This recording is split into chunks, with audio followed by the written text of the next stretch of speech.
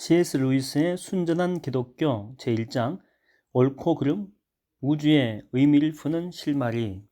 자, 네 번째 주제입니다. 이 법칙의 배후에 있는 것. 지금까지 이야기한 것들을 한번 정리해 보겠습니다. 돌이나 나무에 해당하는 이른바 자연 법칙은 단순히 하나의 그 표현법에 불과하다고 할 수가 있죠. 자연이 일정한 법칙들의 지배를 받는다라고 하는 것은 사실상 자연이 일정한 방식으로 움직인다라고 하는 그런 뜻에서 하는 말에 이제 불과하죠. 그러니까 이때의 법칙들은 우리 눈에 보이는 현실의 그 사실들 너머에 존재하는 어떤 것은 아니다라고 이제 볼 수가 있는 거죠. 그런데 인간의 경우에는 그렇지 않다는 것을 우리는 이미 살펴봤죠.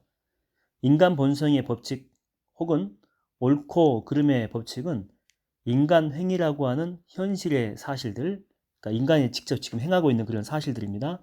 그 너머에 있는 어떤 것이 이제 틀림없다라고 하는 거죠. 즉, 인간의 경우에는 현실의 사실들 외에 어떤 것, 즉, 우리가 이렇게 만들어낸 것이 아님에도 불구하고 우리가 마땅히 따라야 한다라고 생각하는 어떤 실제적인 법칙이 존재한다라고 하는 거죠. 이제 저는 이 법칙이 우리가 살고 있는 우주에 대해서 무엇을 말해 주는지 한번 생각해 보고자 합니다. 상호의 능력을 갖게 된 후에 인간은 끊임없이 우주에 대해서 궁금해했죠. 대체 이거는 무엇이며 또 어떻게 생겨나게 됐는지. 여기에 대해서는 크게 두 가지 관점이 있다고 볼 수가 있습니다. 첫 번째는 유물론적 관점이죠. 이 관점을 가진 사람들은 물질과 이 공간은 우연히 생긴 것인데 늘 존재해 왔지만 그 존재 이유는 알 수 없다, 이렇게 생각을 합니다.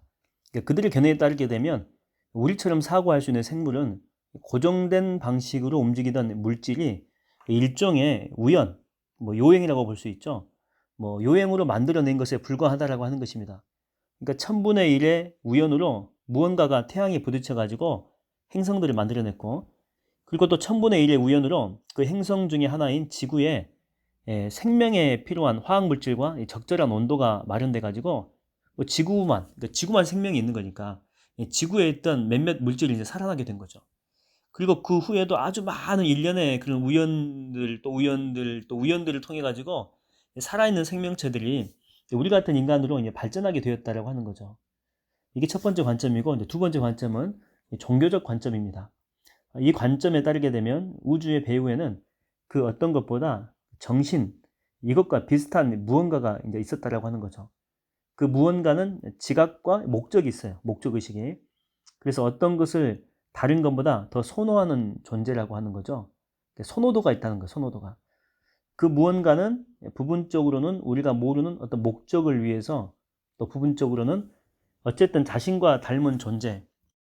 여기서 자신과 닮았다고 하는 그 존재는 정신을 가지고 있다, 이 정도에서 닮았다, 이 정도 수준에서 이야기하겠습니다. 이것들을 아무튼 만들려는 목적을 위해서 이 우주를 만들어냈다라고 하는 거죠. 종교적 관점이 먼저 있었고, 또 유물론적 관점이 점차 그 자리를 차지하게 되었다, 이런 생각은 여러분 지금부터는 하지 마십시오. 사고할 수 있는 인간이 존재하는 어떤 곳이라도 이 두 가지 관점이 항상 있어 왔기 때문입니다. 여기서 한 가지 이제 더 주의할 게 있는데, 우리가 알고 있는 일상적인 의미의 과학으로는 이 둘 중에 어떤 관점이 옳은지 알아낼 수 없다라고 하는 것이죠. 과학은 실험으로 이루어지잖아요. 과학은 사물이 어떻게 움직이는가를 관찰합니다. 실제 있는 걸 관찰하는 거죠.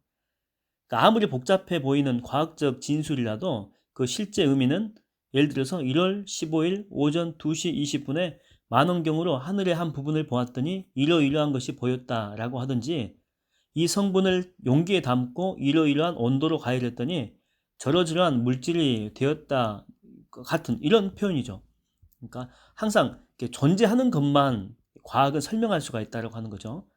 제가 과학에 반대한다라고는 생각하지 마십시오. 저는 과학이 하는 일에 대해서 지금 말하고 있는 것 뿐이죠. 과학적인 사람일수록 이런 제 말에 동의할 거라고 저는 믿습니다. 물론 과학은 유용하고도 필요한 것입니다. 그러나 어떤 사물이 왜 존재하느냐, 과학이 관찰하는 사물들의 그 배후가 무엇인지, 또 그 사물들과 다른 종류의 무언가가 존재하느냐, 존재하지 않느냐라고 하는 것은 과학이 던질 질문이 아니다라고 하는 거죠. 과학은 그런 차원에 대해서는 질문을 할 수가 없는 한계가 있는 학문이다라고 하는 거죠. 만일 배후에 무언가가 존재한다면 그것은 인간들에게 전혀 알려져 있지 않거나 알려져 있더라도 이 과학과는 다른 방식으로 알려져 있거나 둘 중에 하나일 거라고 하는 거죠. 그러한 것이 존재하거나 존재하지 않는다는 진술은 과학이 할 수 있는 진술이 아니다라고 하는 것입니다. 진정한 과학자는 대개는 그런 질문을 하지 않는다라고 하는 거죠. 이런저런 책에서 자기 견해에 맞는 어설픈 과학 잡동사니를 주워 모아가지고 글을 쓰는 기자나 대중 작가들이 이제 그런 이야기를 한다라고 하는 거죠. 결국 이제 이것은 상식의 문제로 귀결이 됩니다. 언젠가 이 과학이 완벽해져 가지고 전 우주에 있는 것들이 정말 낱낱이 다 알게 되어진다라고 이렇게 가정을 해도, 그렇게 되었다고 해도 왜 우주는 존재하고 우주가 지금처럼 지속되고 있는 목적은 무엇인고, 또 우주에는 어떤 의미가 있는가, 이런 질문들은 지금과 똑같이 남아 있을 것이 분명하다라고 하는 거죠. 과학은 이런 질문을 할 수 없다는 것입니다. 이처럼 난감한 상황에서 우리를 건져줄 그 길이 하나 있습니다.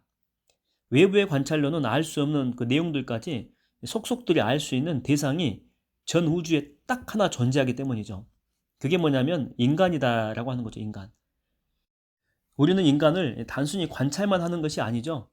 우리 자신이 바로 인간이잖아요.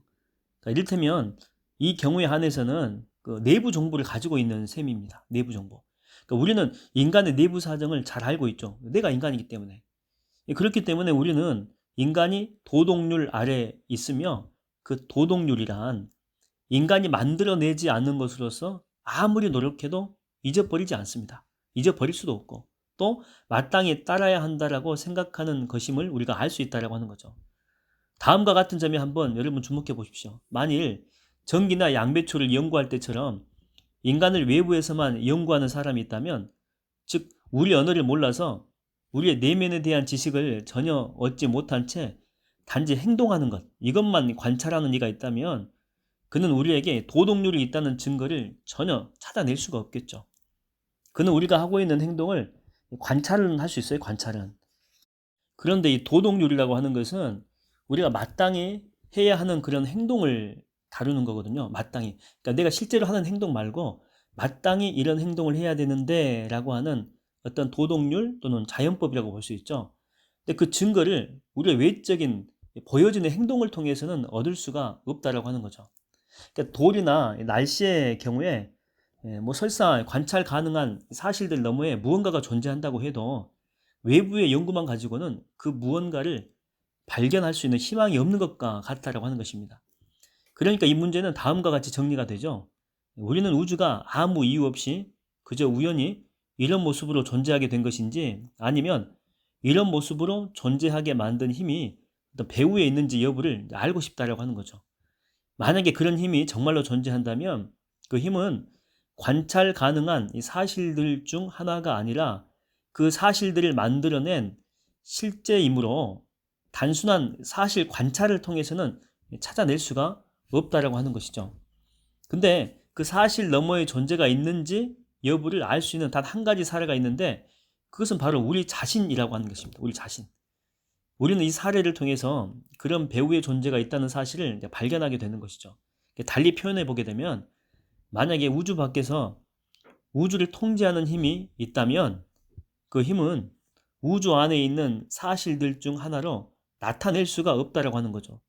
더 쉽게 표현하게 되면 집을 지은 건축가가 곧 그 집의 벽이나 계단이나 벽난로일 수는 없잖아요. 그렇죠? 그 힘은 오직 우리를 일정한 방식으로 행동하게 만드는 내면의 어떤 영향력, 또 지배력으로만 자기 존재를 그렇게 그런 식으로 이게 드러낸다라고 하는 거죠.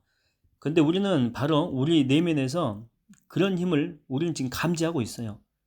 이제 좀 실마리가 잡히지 않습니까? 답을 얻을 수 있는 유일한 사례에서 그렇다라고 하는 답이 나왔기 때문이죠. 우리는 인간 외에 다른 사례에서는 왜 답을 얻을 수 없는지 잘 알고 있죠. 푸른색 제복을 입은 사람이 뭐 집집마다 작은 봉투를 놓고 가는 것을 볼 때마다 우리는 그 안에 편지가 들어있다라고 생각하는 그 이유가 뭐냐고 누군가가 나에게 묻는다면, 저는 저 사람이 비슷한 봉투를 놓고 갈 때마다 그 안에 편지가 들어있었거든요 라고 대답하겠죠. 근데 그 누군가가 다시 이런 질문을 합니다. 하지만 다른 사람들이 받은 봉투에도 전부 이런 편지가 들었는지 확인한 적은 없지 않소? 반박하겠죠. 그러면 저는 물론 없죠. 저한테 배달되지 않는 봉투를 함부로 열어보면 안 되기 때문에. 저는 다만 제가 열 수 있는 봉투들을 열어본 경험들을 통해서 열 수 없는 봉투들에 대해서 설명하고 있는 거랍니다. 라고 이런 식으로 대답하겠죠. 그러니까 지금 이 문제도 마찬가지다라고 하는 것입니다. 인간으로서 우리가 열어볼 수 있는 유일한 봉투는 인간 자신입니다. 특히 나죠, 나. 그 봉투를 열어보았을 때, 특히 나라고 하는 인간을 열어보았을 때 제가 발견한 것은 나는 독립적인 존재가 아니고 어떤 법칙 아래에 있는 이 존재라고 하는 사실, 즉 내가 일정한 방식으로 행동하기를 원하는 누군가 또는 무언가가 있구나라고 하는 사실이죠. 물론 이웃집 사람들이 전부 저와 똑같은 편지를 받으리라고는 생각하진 않습니다. 제가 또 혹시 돌이나 나무의 내부에 들어간다라고 할지라도 거기에서 인간의 경우와 똑같은 것을 발견하게 되리라고는 그것도 생각지는 않죠. 예를 들어서 저는 돌이 중력 법칙에 따라야 된다는 그런 사실을 발견할 뿐이겠죠. 여기서 말하는 거는 편지가 나에게도 오고 돌에게도 왔다면 그 나한테는 이제 이렇게 오겠죠. 인간 본성의 법칙을 따라야 된다. 어떤 도덕률, 높은 도덕률의 가치를 알려주는 거겠죠. 근데 돌에게 온 편지는 뭐라고 왔겠습니까? 이렇게 해야 된다라고 이야기하지 않고 무조건 강제하겠죠. 법칙이니까. 반드시 돌은 거부할 수 있는 권한 자체도 없고 또 거부도 될 수도 없는 상태이기 때문이죠. 여기서 이제 우리가 알 수 있는 것은 사실들 그 배후에 존재하는 힘이 있다는 거예요. 그러니까 편지를 보낸 사람이 있다라고 하는 거죠. 편지를 보낸 이가. 그리고 사실들 배후에 존재하는 힘 내지는 또 지휘자 또는 안내자가 있다는 점만큼은 이 두 경우에 공통되게 발견될 수 있다라고 하는 것입니다. 제가 성급하게 결론으로 나아간다라고는 생각지 마십시오. 기독교 신학에서 말하는 하나님까지 도달하려면 아직도 멀었죠. 저는 단지 우주를 지휘하고 있는 무언가가 존재하며 그 무언가는 내 안에서 옳은 일을 하도록 재촉하고 그릇된 일에는 책임감과 이 불편함을 느끼게 만드는 하나의 법칙으로 나타난다는 데까지 여기까지만 말했을 뿐입니다. 우리는 그 무언가가 다른 무엇보다 정신을 닮았다고 생각하지 않을 수가 없겠죠. 정신 외에 다른 것이 있다면 물질인데 물질이 어떤 지시를 내린다라고 하는 것은 상상하기 어려운 일이기 때문이죠. 물론 그렇다고 해서 그 무언가가 정신과 완전히 또 같다고는 할 수가 없고 또 인격과 같다고는 더더구나 말할 수가 없습니다. 이 점에 대해서는 다음 장에서 살펴보도록 하겠습니다. 그러나 한 가지만큼은 미리 이야기해 두려고 합니다. 지난 100년간 하나님에 대한 감언 이설이 아주 많았다라고 하는 거죠. 그러나 저는 그런 말을 하려고 하는 것이 아니니까 그 점만큼은 걱정하지 않으셔도 된다라고 하는 것입니다.